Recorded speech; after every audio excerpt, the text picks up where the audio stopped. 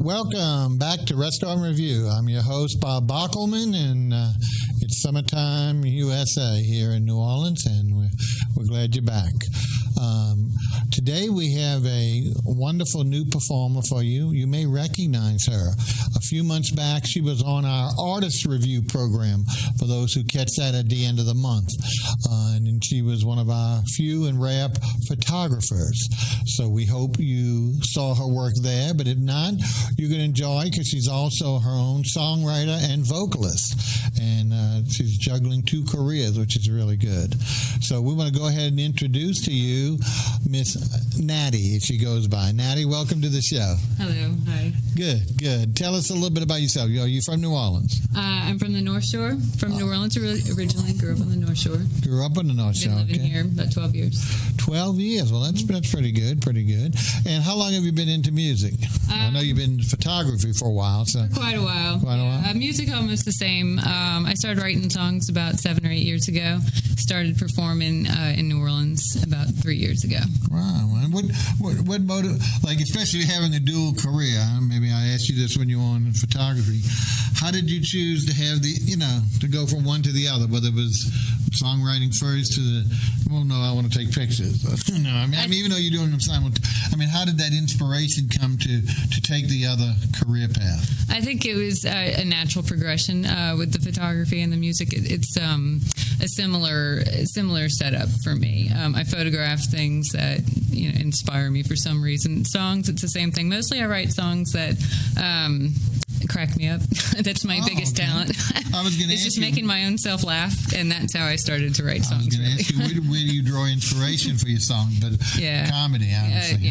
Everyday situations or different perspectives. Perspective plays a big part in the songs I write. Well, everybody knows one person's tragedy is another's comedy, so that's just depending on perspective. Mm-hmm. Okay, now let's see. I know you said you had a website because you had one for your photography.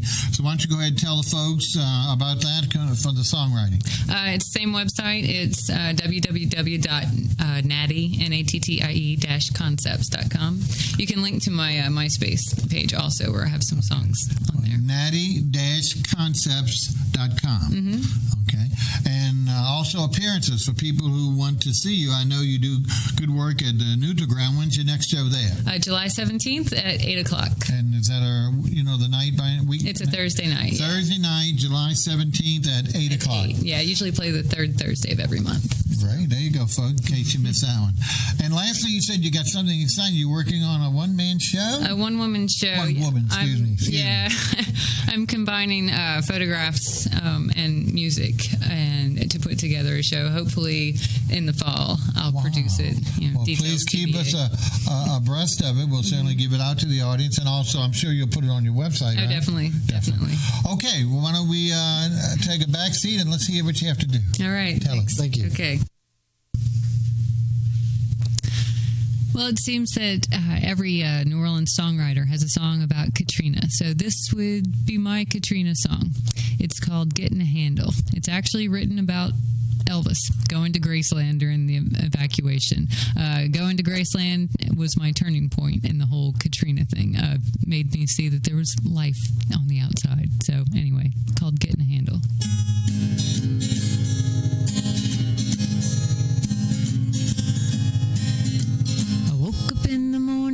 Fancy pants on. Well, I didn't really know what was going on, but I had a sense things they were gone,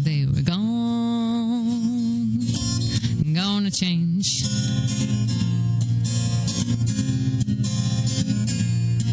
So I poured little white sugar in my coffee, and maybe now I won't think so foggy. Then I went with some friends to get a handle on some things.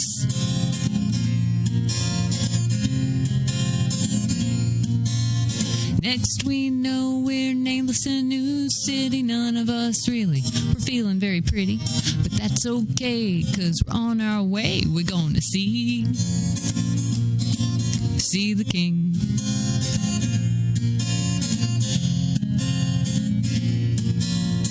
Driving all day, we were driving us lazy. The plan we hatched, it seemed kind of crazy, but it was fate, and there was no debate. We're gonna make it through the gates.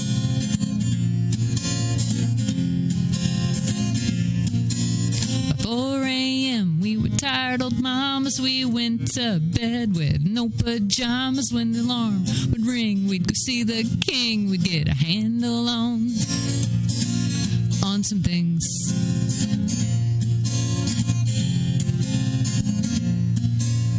Thank you now. Thank you very much. I'm so glad we've all kept in touch. It's made life easy in this time of need. Thank you now. Thank you very much. Maybe next year we'll have better luck. If only in the future we could see.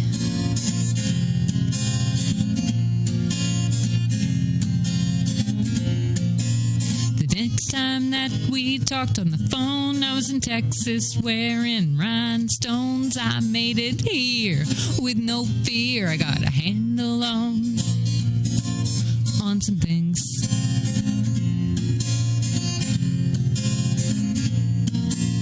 Thank you now. Thank you very much. I'm so glad we've all kept in touch. It's made life easy in this time of need. Thank you now. Thank you very much. I hope this year we have better luck. If only in the future we could believe.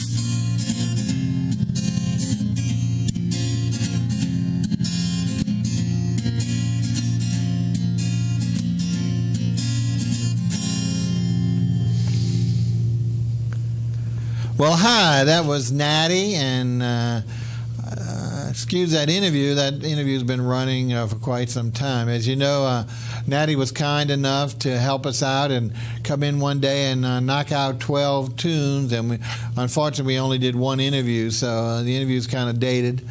We're now in fall, so you can remember that was back in the summer. However, our songs are still fresh and lively and poppy, so hopefully you'll get to hear the whole combination eventually. But meanwhile, of course, we still intercede with you to send us give us some info on musicians. You know, it's been our hardest problem is finding musicians since Katrina. And even though in the old days it was the opposite, the restaurants keep coming, but the musicians won't come. Okay, enough about that. We're pleased to have a great new restaurant for you. Very, very recent opening, if I got it straight. And the gentleman who is the owner and the executive chef is here with us today. The name of the restaurant is called Gott Gourmet Cafe, and it's occupying a restaurant that was previously on our show many years ago that has since moved on. We want to welcome to the show David Gottart. David, how you doing? Good. How you doing? Great. Let's talk a little bit about the restaurant. How long has it been open? The restaurant has been open for 6 days. Last Everything Thursday. got the first week. Last Thursday. For those who want to know where it is, I mentioned it was an earlier restaurant, a restaurant by the name of the Nile Cafe. It's on the corner of Magazine, and what's that cross street, please? It is on Magazine and 8th, right on the corner. On the corner of Magazine and 8th. It's a great-looking little restaurant. You'll see some of the pictures there. You go inside while we talk. Let's find out a little bit more about the chef before we talk about specifics of the restaurant. Tell us, David, are you a native of our fine city? I'm not. I've been in New Orleans for 7 years, since 2001. I was born in Chicago, actually Niles, Illinois, which is a suburb right outside Chicago. Okay. I went to the University of Illinois and got a degree in history over there. After that, I went straight to culinary school in Charleston, South Carolina at Johnson and Wales. And I was there for about 4 years. And after that, I decided to move to New Orleans. And any specific reason? Because of the culinary scene or something else? The culinary scene, definitely. That's what got me into cooking in the first place, a long time ago. Well, not that long. Not that long by my standards. Anyway, well, we're sure glad you came, and I know you have some catering. You'll talk about it as well with your restaurant, and I think that's what pushed you to actually develop the restaurant itself. Let's talk specifically about the restaurant. We already said the location. It's a great renovation. This, for those who are natives, they probably remember for years, this had been a vacant lot. The original establishment had burned down, and it sat vacant for a long time, which is typical of our places, especially with all of our permits and codes and stuff. Some folks came in, built a new building, subdivided it, and made the restaurant, and like I said, it was really called the Now Cafe. And unfortunately, that restaurant had a lot of problems because it just really couldn't define what it wanted to be, and it struggled for a couple of years, but it's moved on. But you've taken it, and I know you want to mention about your artist friend, and really updated, made it warmer. Before, it always looked like a cafeteria. It was kind of sterile and just really not attractive. And it's a shame because it's one of the few restaurants we all like having a view. Half, if not more than half of the seats in the house have a view, either on Magazine Street side or the side street. The long side, there's nothing but beautiful French doors or windows that give you a beautiful look and bring the outside in as well. So it's great. But let's talk about, you've got vibrant new colors, and tell us a little bit about what y'all did with the decor before we actually talk, and then let's talk about hours and all those specifics so people know when to come and visit. Sure. Well, the first thing we tried to do was, as you said, is get some warmer colors in there. We have a kind of burnt orange, pumpkin color on the walls, a lot of red, and there's a lot of art in there, and that is all done by a local artist. He actually lives 2 doors down from the restaurant. His name's Perry Morgan. He's a great friend of ours, and he, amongst not only the art, but he did a lot of the detail work that you'll see throughout the restaurant as well. And just really highlights the chalkboards and a lot of the other things that are in the restaurant. We're open from 11 till 9:30, Monday through Saturday, and also 11 to 6 on Sundays. For right now, we're open 7 days a week. We're open 7 days a week. We're trying to play with that right now. Okay. That possibly could change, but for right now, those are our hours. Okay. But you're straight through. That's the key, right? We're straight through. We don't close for lunch. A lot of people come in between 3 and 5, and we want to offer them the same quality food that everyone else is getting during the lunch hour. Okay.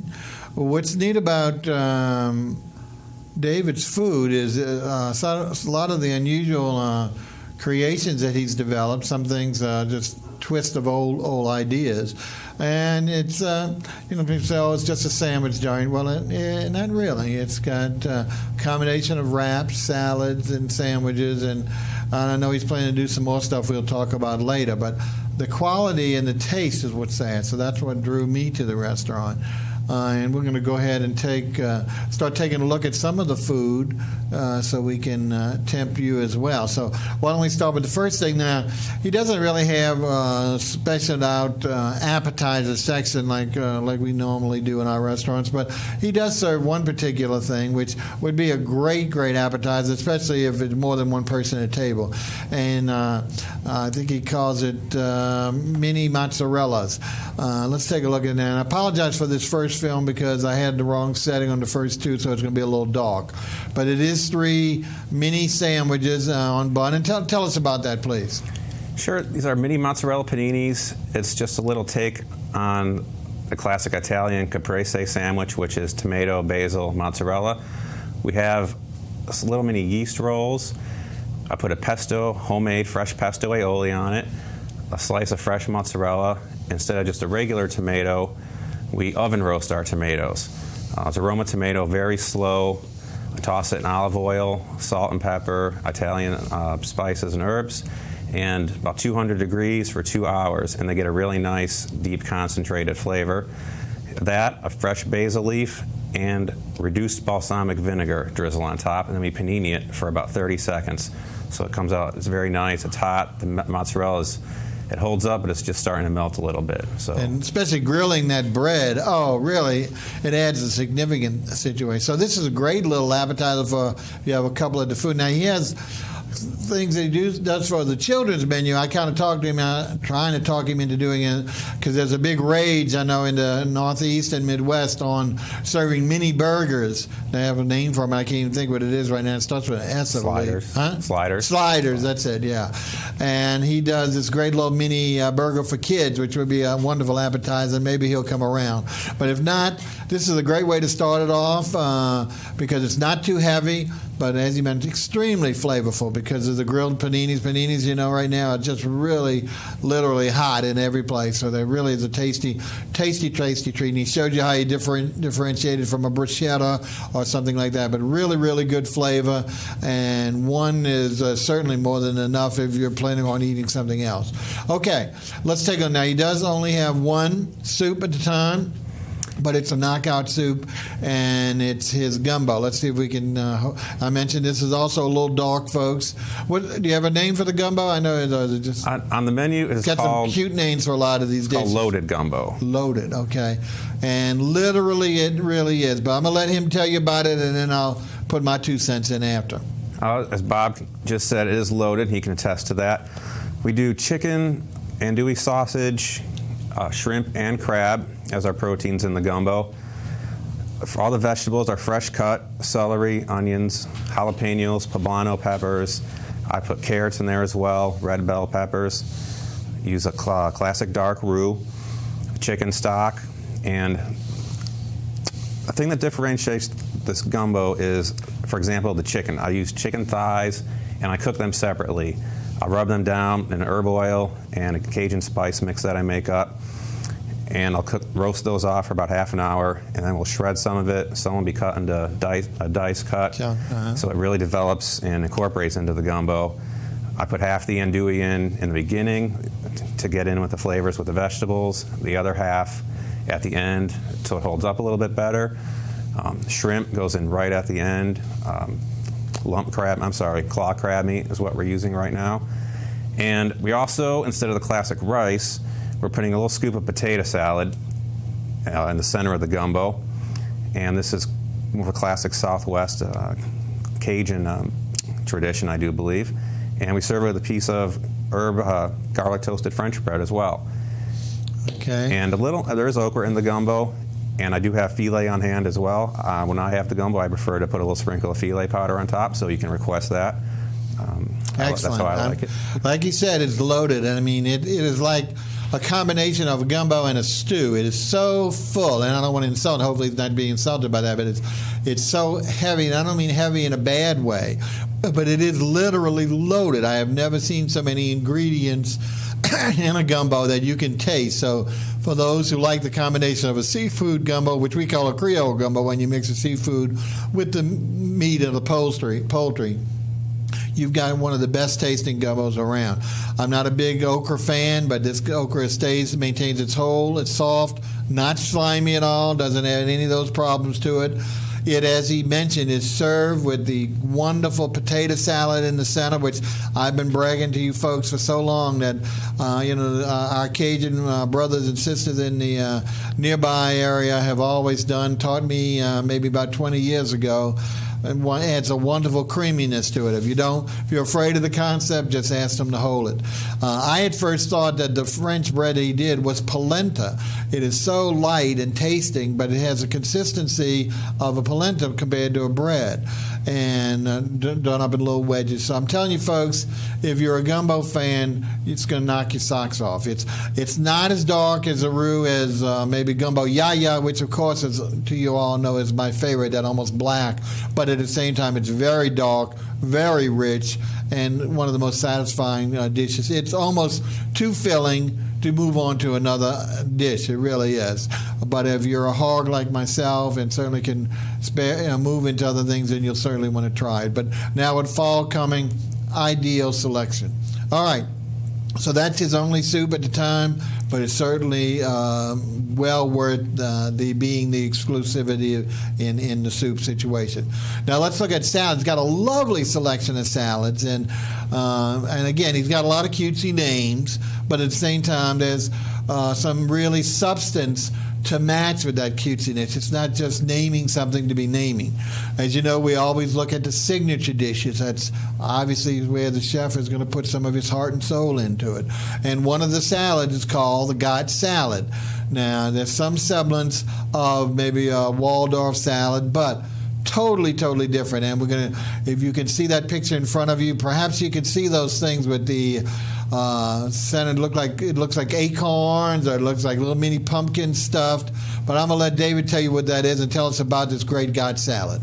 Sure. This was actually going to be called the house salad, and all my friends that tasted it convinced me to call it the Gott salad because they thought it really needed a different name than the house salad. Anyways, it's organic spring greens.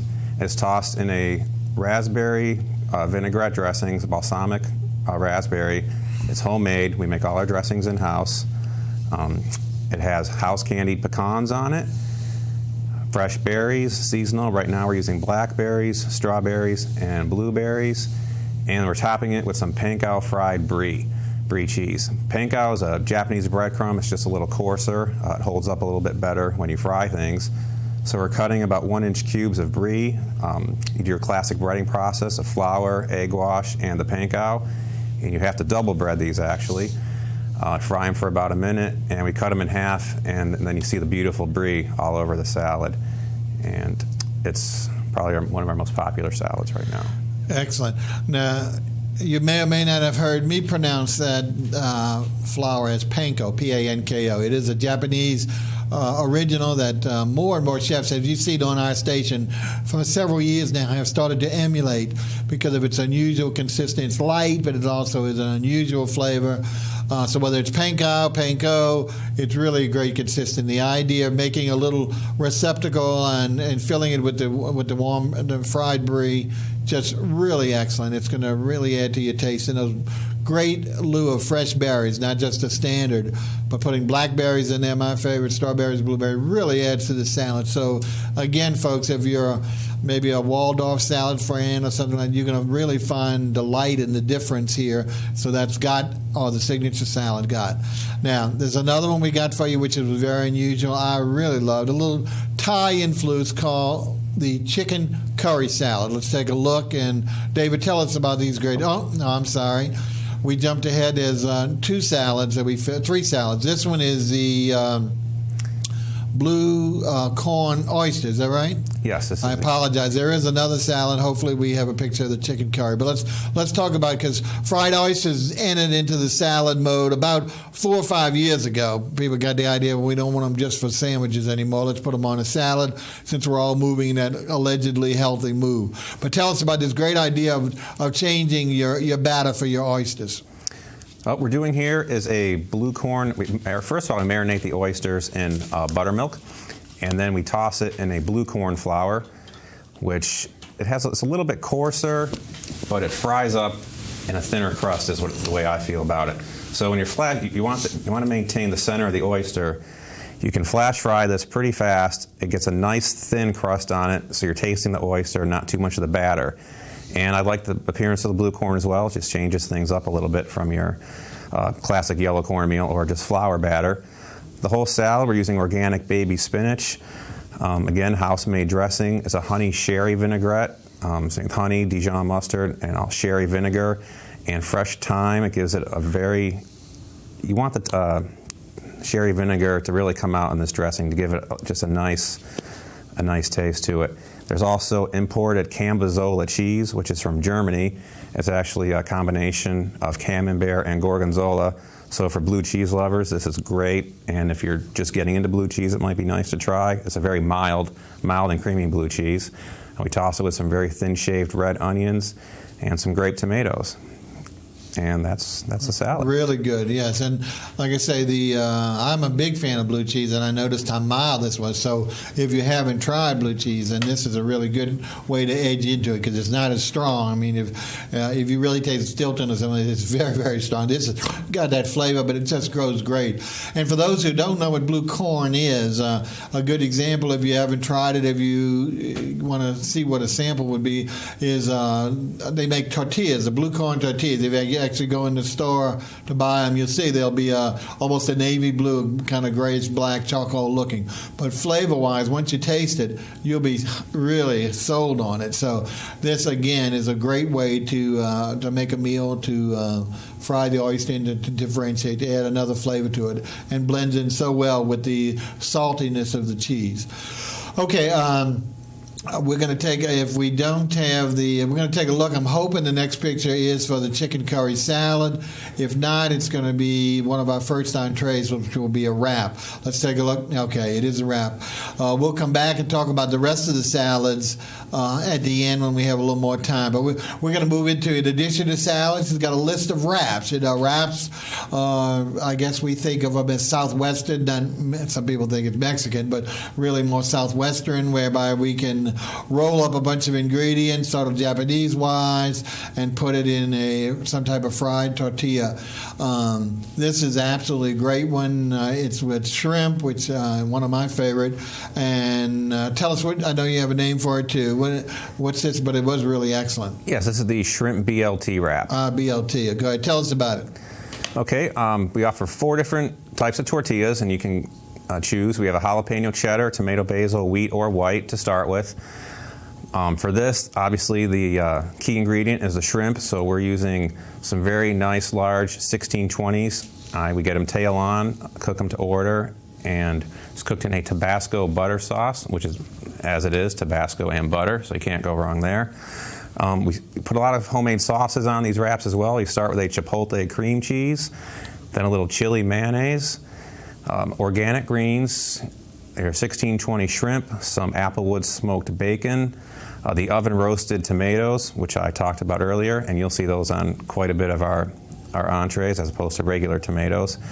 Some roasted red and yellow peppers as well, and fresh avocado. And all of our wraps, we throw them in the panini grill just for about 20 or 30 seconds to heat it up and give it a nice little, just crunch, not crunch, but little firmer texture on the outside. Really excellent, folks. Like as you mentioned, the key ingredient here is the shrimp. The size of the shrimp, those giant shrimp that really add a flavor to it, taste flavor. And that roasted tomato that he talked about before, that process really works and pays off. So let's talk a little bit about some of the, before we go on to something. And folks, as usual, even though I failed to mention many times, our phone lines, our 2 phone lines are open. I know it's Wednesday. We don't have a lot of people out there watching us. We know on the weekends we do a lot better, but when we used to be live on Saturday. But until we return, you're still more than welcome to call and ask us any questions about the restaurant, David, and his David Gott's restaurant and his menu, or any other question about other restaurants or about the program. So don't forget to avail yourself of giving us a call. We'd love to hear from you. All right, as I mentioned, he's got a slew of wraps, which of course is a big rage, especially among the young folks and the old folks, because it's a self-contained meal. I mean, nowadays the fast food chains actually do it, so you know how popular it is if it's going to that. But tell us a little bit about some of the other ones you do. Sure. We have a pulled pork wrap. We use pork butts. We braise them in-house for about 3 to 4 hours, real slow at about 250, 300 degrees. That's finished off in a barbecue butter au jus, which is when you get an order in, we use the braising liquid, a little barbecue sauce, and a little bit of butter. And that is served with a black bean, roasted corn salsa, some fresh avocado, again the oven roasted tomatoes, chili sour cream, and the chipotle cream cheese as well. And that is excellent. And so you see a lot, use that term loaded for the gumbo, but so far every dish we're talking about is loaded to the top, to the hilt. So we're talking about a lot of ingredients, and everywhere today people more and more want the kitchen sink. So I think you're going to be satisfied. Look, anything else about some of the other ones real quick? We have one more wrap, and I did forget there's also fresh mozzarella on that shrimp BLT, so it's even better. Yeah, the cheese, right. And then we have a grilled vegetable wrap. We use a pesto aioli on there, the cream cheese by popular demand. What type of vegetables are we putting in it? We're grilling carrots, portobello mushrooms, squash, zucchini, and I put, not grilled obviously, we have some artichokes, cucumbers, the roasted tomatoes, and also the roasted red and yellow peppers. and baby spinach, and a little mozzarella cheese in there as well. So that's a loaded vegetable wrap. Surely is, and that's great to hear because we do have queries over the past, and you have some other vegetarian dishes as well, but that's a great one right there, is that vegetarian wrap. And just like you talked about the pulled pork, you're going to see we have that in one of the great sandwiches that we have felt, because that is so popular everywhere. All right, so we've gotten to the wraps. Let's take a look now at some of the actual sandwiches.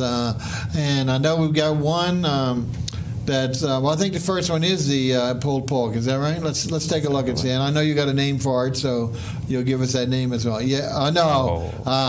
Silly me. How could I forget this? This is the one exception to the rule.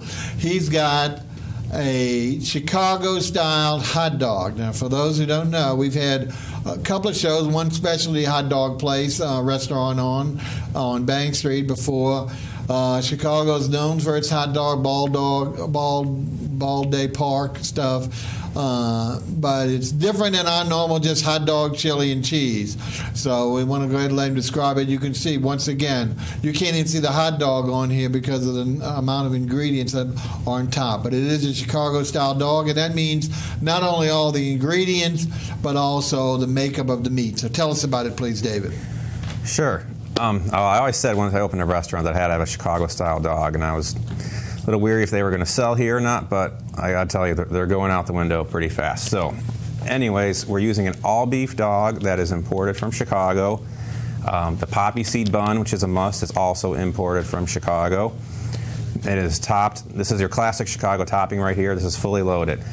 You start with mustard, diced onion, some red tomato slices, a kosher pickle spear, and you'll see that neon green relish. That is signature Chicago right there, and sport peppers. And we're serving this with a side of kettle potato chips. Let's talk about that sport, because when you said sport peppers, I knew it wasn't jalapenos. It didn't taste like banana. So I've heard the term sport pepper, but maybe we can, and I'm not sure all the audience. I don't know when I've eaten a sport pepper before, so this was my first experience. I liked it. It wasn't as hot as a jalapeno, which I think goes a little too far for me, but at the same time, it was, it had definitely some heat. So let's talk about that so people will know, for those who've never had a sport pepper like myself, what exactly is it?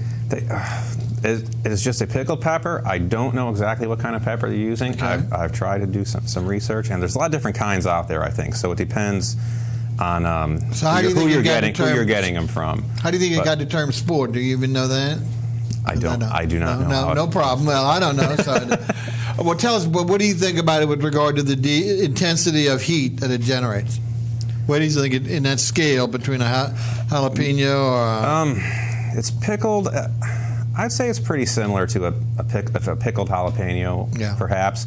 Different batches tend to have different levels of heat as well. So okay. You have to be careful, but that's the fully loaded dog. You can get anything you want on it. You can get some on the side as well. And actually, celery salt. There's a little sprinkle of celery salt over the top as well. I forgot. But the only thing I had someone ask, well, they always thought that a Chicago dog included sauerkraut. Is that now? I know, like I said, there are multiple types of Chicago dogs. So I'm not. That's all I said to the older person is that I've tasted one in Chicago with sauerkraut on it, but whether it's the quote unquote Chicago dog versus something else, I don't know. It's very popular in Chicago, but that's not the classic Chicago dog. What you saw is the classic Chicago. We're going to trust you on this. We're going to go back to our dog restaurant. I've eaten many of them in my day. So. Okay, folks. Well, we really wanted, since that was such a unique part of his sandwiches, I mean, you just don't, it hit you out in left field, to borrow a term here, that we wanted to show it first, so I do apologize. But now let's take a look at a couple of the sandwiches he does, and I believe the first one is the cochon de lait. I think, again, he might have a name for it. And you're going to see it here as well as open on the great panini. Let's talk about it, please. All right, this is one of my favorite sandwiches, I'd have to say. It's cochon de lait Cuban-style panini.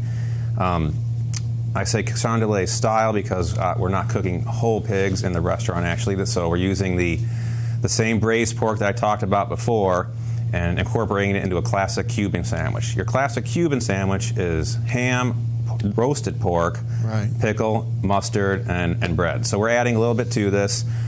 I bake my hams and cheese too. Oh yeah, I'm sorry, Swiss and Swiss on a classic cheese Cuban. on it. I know there's cheese. You're right. Go ahead. So on ours, we cook our hams in house. It's a local ham. I do a Dr. Pepper honey baked ham. I rub the hams down with some mustard and brown sugar.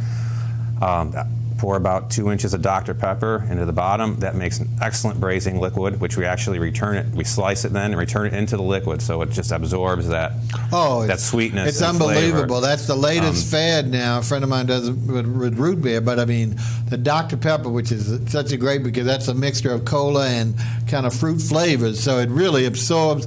And as you say, because you put it back in there, it really infuses in them. So. I know a lot of people always like the honey baked hams that came out over there. This, and that's usually most of it is relegated to the crust on the outside.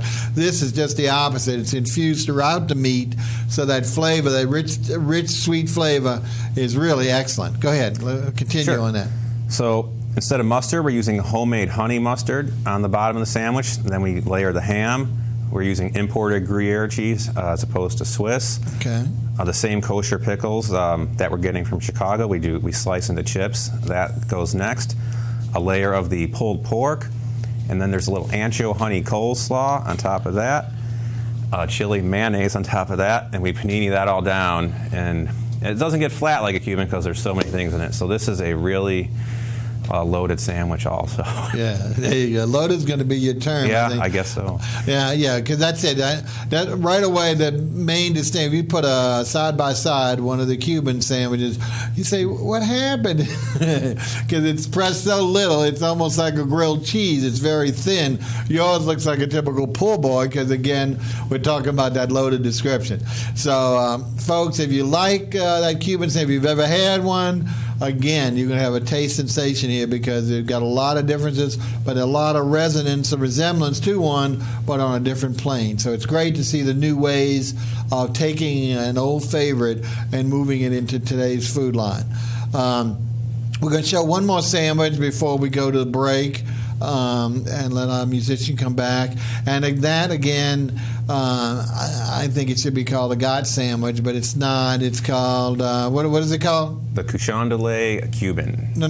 The next sandwich, the kitchen sink sandwich, the total load. This is the St. Patty's Day Massacre. Okay, St. Patty's Day Massacre is your version of a Reuben. Is that correct? Exactly. But, folks, it's going to be miles apart. So let's take a look. There you go. Here, we're going to open it up to you on one side and see all the stuff in there. Again, loaded is the term. Now, we're not talking about po' boys here. We're not using po' boy. We're using great panini bread or other types of bread. What's the bread on this one? This is a pumpernickel rye. Pumpernickel, my favorite. Pumpernickel rye. It's a combination. I knew it wasn't strict pumpernickel, so it's a combination with rye.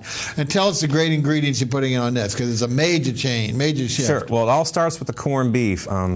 When I wanted to do the sandwich, there weren't a lot of places that I thought cooked their corned beef in-house maybe. So we cook the corned beef, we get them raw, we cook them in-house, we slow braise these again for about 4 hours, and we hand pull it.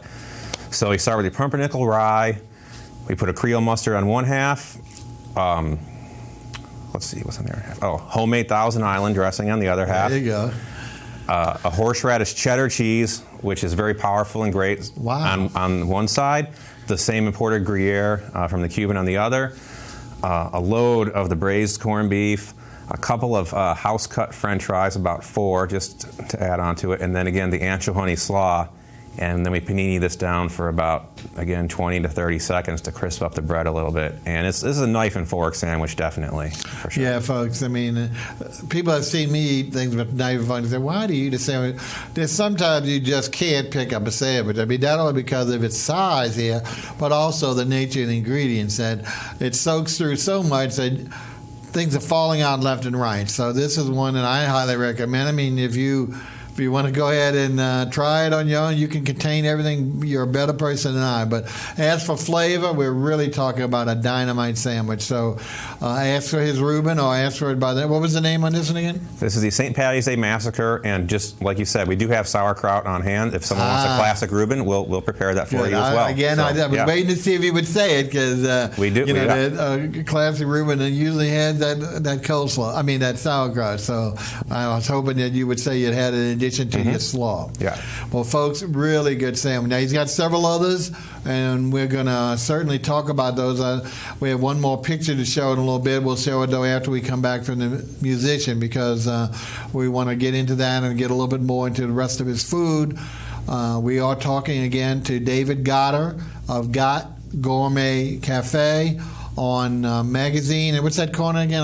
Magazine and 8th. Magazine and 8th, which is only a few blocks off Louisiana, right? Yeah, about 3 blocks from Louisiana. In between the Napoleon, but much closer to Louisiana. So on the riverside, on the corner, right near the, for people who are native, know the old orphanage that was made into condominiums, and which is right on the same, across the street from him. As we mentioned, it's open 7 days a week, 11 to 9:30 yes. Weekdays, and 11 to 6, 11 to 6 on Sunday. All right, so that way you can really get straight on through. That's what we like, so you don't have to worry about if you're late or an early supper or a late lunch. You can get in there anytime without having to work on it. Now, we're going to go ahead now and take a break from the conversation. We'll bring David back to finish off after our musician. Again, we're going to be hearing from the young lady named as Nattie. Her real name is Natasha, but in order to distinguish her photographer skills from her musical skills, she's adapted the name Nattie. So we're going to go ahead and pick. As we said, we had 12 songs from her. She was nice enough to accommodate, and we'll see which one our director has picked. We'll go ahead and take a listen, and when it's over, we'll come on back. So this is Nattie, and let's hear what she's going to do for us.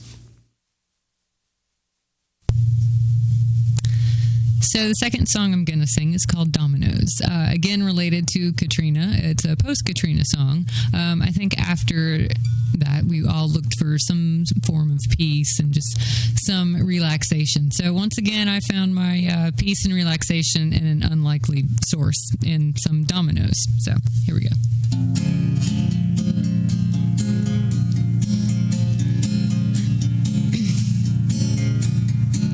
Changes every day in the post-K world.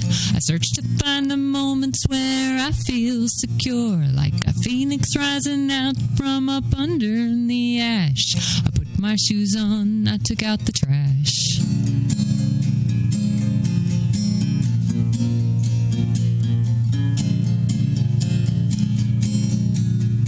It's such a long walk down the stairs. I decided since I'm out, well, I'll just go somewhere. I've been feeling unsettled, I'm not sleeping right. I'll search for peace in the night.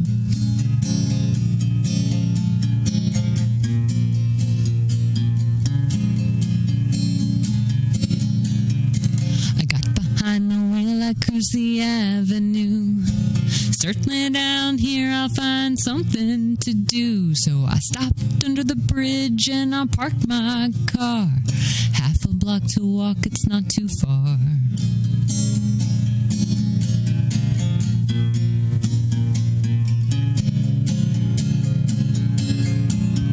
The sound of the bar, it was filled with guitar and the voice of a troubadour.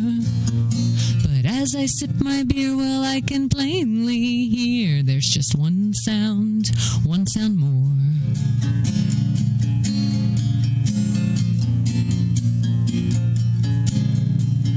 They're slapping them down as they flipped them around. It was just a game of dominoes. The game was on the bar, I'll put a tip in the jar for New Orleans, where anything goes.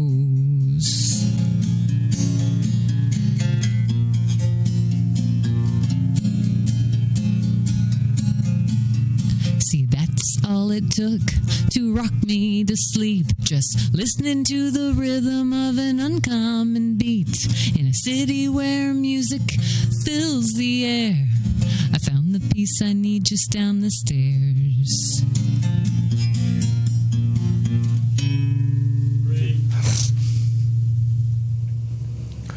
Well, how about that, Nattie? Well, she'll be back for one last song when we close, but we're anxious to get back and listen to David Gottart of Gott Gourmet Cafe on Magazine.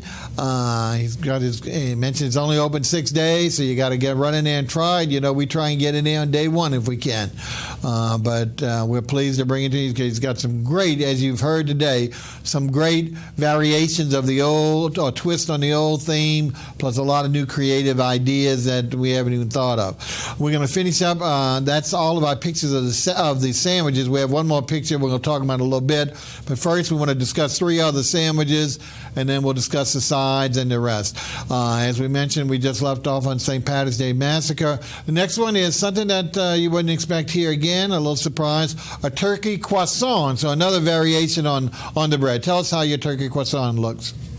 Well, we're using a nice 4-ounce croissant from a local bakery, and we're using an all-natural turkey breast that we shave in-house. There's no nitrates, no phosphates. Good, so good. It tastes wonderful. We're putting the chipotle cream cheese on the bottom half of the croissant and the chili aioli mayonnaise on the top half. Excellent. Smoked turkey, apple smoked bacon. Bacon too in your turkey? Of course. Right. Go ahead. Oven roasted tomatoes, fresh avocado, and cucumber slices, and organic greens, and that's served on a croissant. It's also available. You can get it in a wrap if you want. You can get it on one of our hamburger buns. So that's really his California concept, huh? All of that stuff. Very fresh. But definitely it sounds great to have that, especially the way he does the turkey. Okay. Now, in addition to that, earlier we talked about a picture that somehow we dropped, and that was a chicken curry salad. You can also get, as he mentioned, almost everything in the wrap, but more importantly, there is a sandwich that we want to tell you about. Tell us about that chicken curry sandwich. Sure. We make our own curry chicken salad in-house, so we have all chicken breast only. Excellent. We saute a lot of vegetables, onions, garlic, celery into small dice, saute that up, add it in. There's grapes in there to add a little sweetness to it, toasted pine nuts, and that's served, as you said, on a salad, or we also offer a sandwich that's on the same croissant, homemade honey mustard, lettuce, and the oven roasted tomatoes. That's the sandwich right there. So you put that on a croissant. People don't get worried that it's going to be floating all over the place because most curry dishes, you know, are a liquid. This is dry, so it's not. There's no mess. It's made with a curry mayonnaise. Right. Curry mayonnaise. It's mixed in with the mayonnaise, so it's that consistency. Excuse me. Flavor is excellent. Like he says, he uses great chicken, not the dog meat, just all the way. Excellent. I had it on a salad, but I can imagine on a sandwich. And lastly, not to be outdone with the hot dog, he also, as we mentioned, he does a mini burger for the kids. Won't do it for an adult appetizer, but he does a fabulous whole burger. And tell us about that burger. Sure. It is fresh meat, patted in-house. I do a little twist to it, and it says it's on the menu. There's a touch of pork in the burger as well. A pork burger? Pork and beef? It's about 5-to-1 is the ratio, I would say.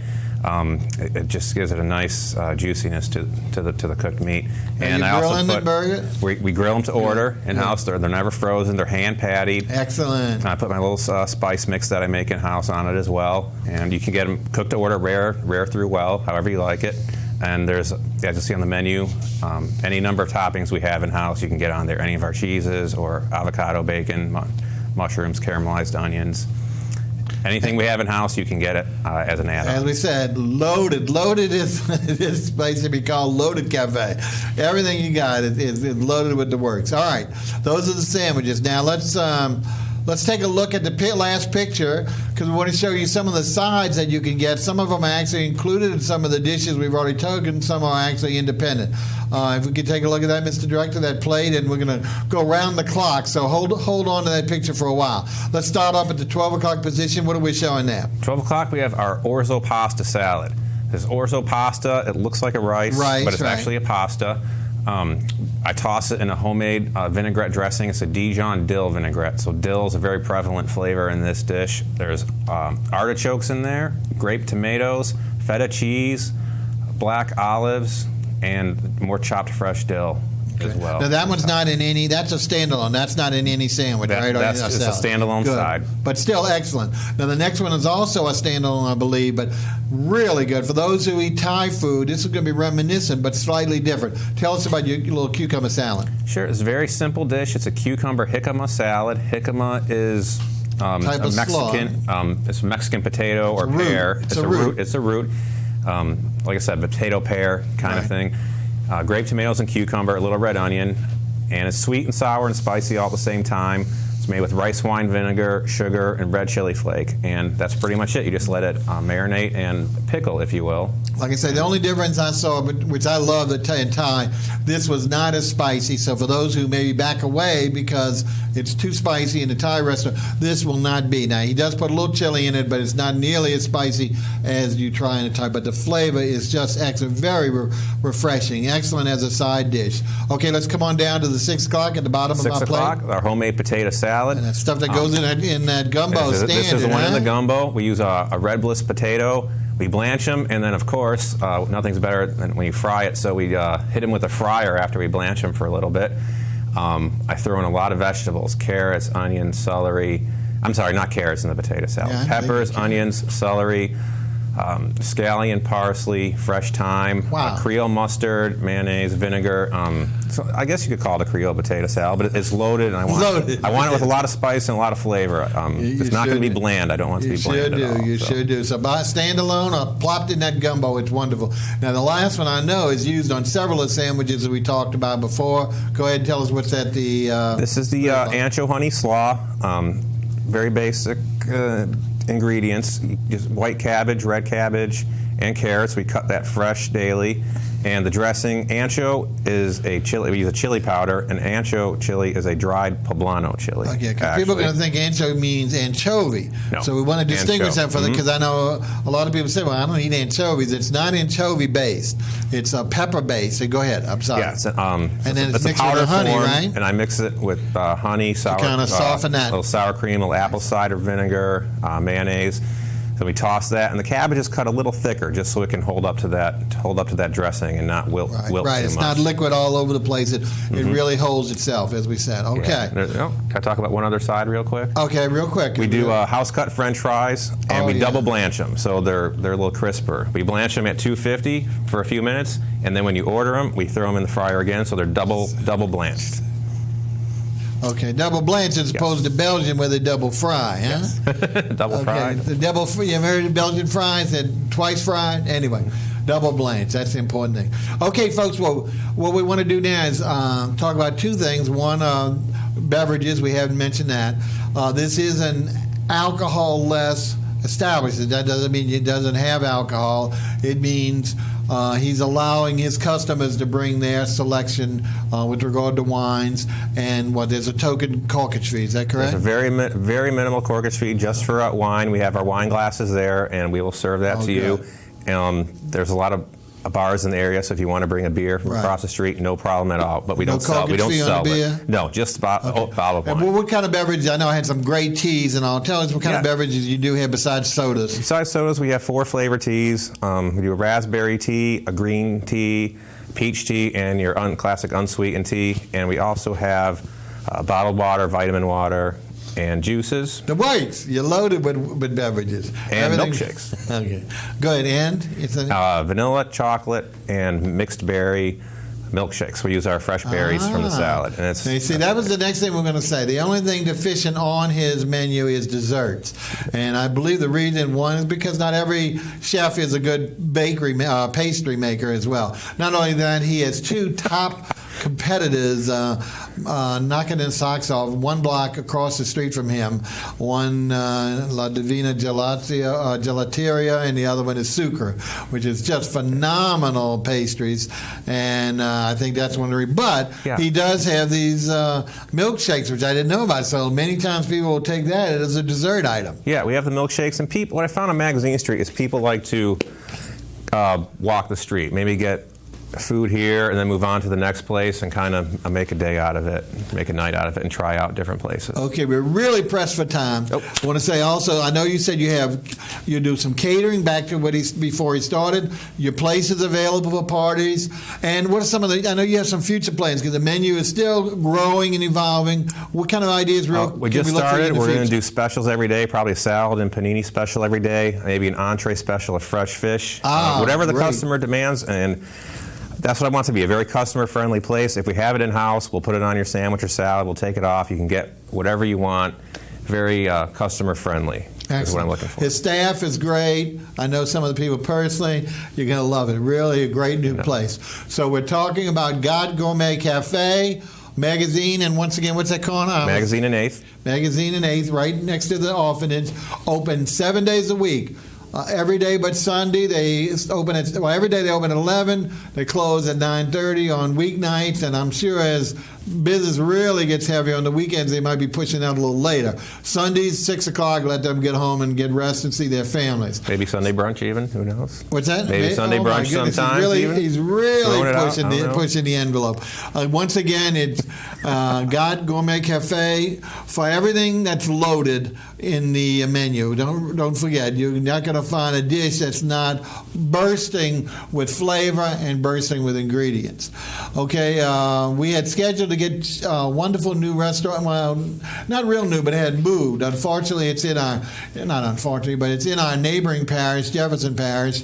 Was going to be on next week. A wonderful, fine French dining restaurant called Chateau de Lac. The chef is sick, so he's trying to postpone to the following week. So I'm not sure what we got for you next week, but come take a look at Restaurant Revue. We're going to close out with Nattie, and we'll be looking for you in the restaurants. So the next song I'm going to sing, the name of it comes from one of my nicknames, which is Technological Flintstone. I appreciate technology. I understand it somewhat and appreciate its benefits. But I also have some issue with it. So anyway, here we go.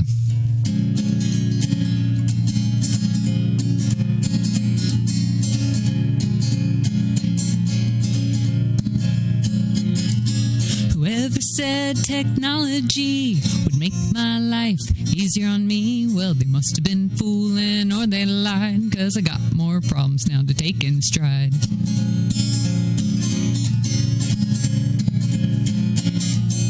I upgrade my computer, it goes down. All them files, they get tossed around. Just what I need, another electronic mouth to feed.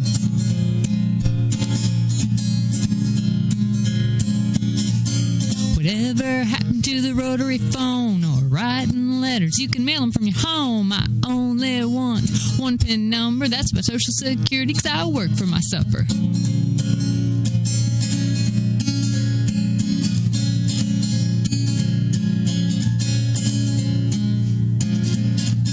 Now buying film, it's getting hard. I'm told I need a media card, but convenience isn't a reason I choose the moment that I'm after that I don't want to lose.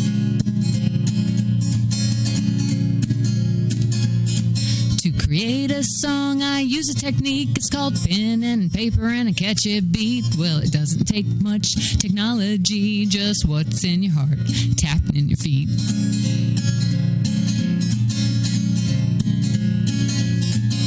Whatever happened to the rotary phone or writing letters? You can mail them from your home. I only want one PIN number. That's my social security, 'cause I work for my supper.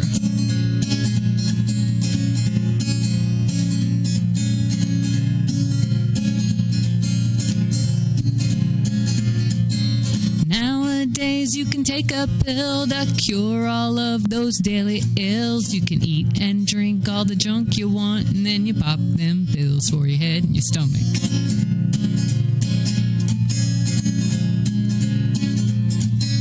What about breathing fresh air or having room in your heart to care? Well, that's what makes life easy, not always technology.